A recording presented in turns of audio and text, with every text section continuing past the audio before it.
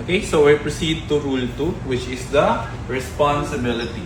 So dito po medyo mabigat po yung rule na to, no? Because in case of any accident, incident, or collision happen between vessel, Rule 2 shall apply. So let us discuss the two sections of Rule 2. So letter A, nothing in this rule shall exonerate. Ano ibig po sabihin ng exonerate? So it means that absolve someone from blaming for a fault or wrongdoing, especially due to consideration of the case. It means bawal po yung blaming, no? For every cases of colwreck. Upon every investigation, if there is a two vessel na nag-collide, certain rules shall apply, especially for Rule 2. So kung sino po yung may sala, yun po yung may kasalanan, no? Hindi na po ito yung kung for example, si kapitan po yung kapitan, siya po yung may kasalanan. So kung during your watch, natulog ka, tapos nabangga mo yung barko, ikaw yung may kasalanan. So ito po yung summary po nung Rule 2, no? So exonerate any vessel or the owner or master or crew thereof from the consequences of any neglect. Ito, always po yan, negligence po ng crew, yung lagi po nangyayari sa mga collision that we are undertaking on board. To comply with this rule or the neglect of any precaution which may be required with the ordinary practice of seamen or what we call good seamanship, no? So ano ba yung good seamanship na sinasabi in terms of navigation, no? Duty ka, look out, all available means. So lahat yun, no? Iimbestigahan, tapos po magkakaroon ng trial, no? Kung sino na yung may kasalanan. And of course, or by the special circumstances of the case.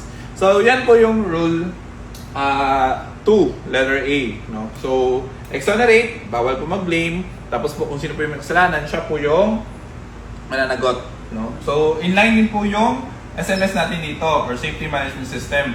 Kaya po may mga navigational procedure tayo on board. So kung mga checklist po natin, hindi po natin siya na-comply, okay? Kung hindi po na-comply yung navigation procedure ng Safety Management System, then dito na makikita kung ano yung pagkukulang mo during your duty.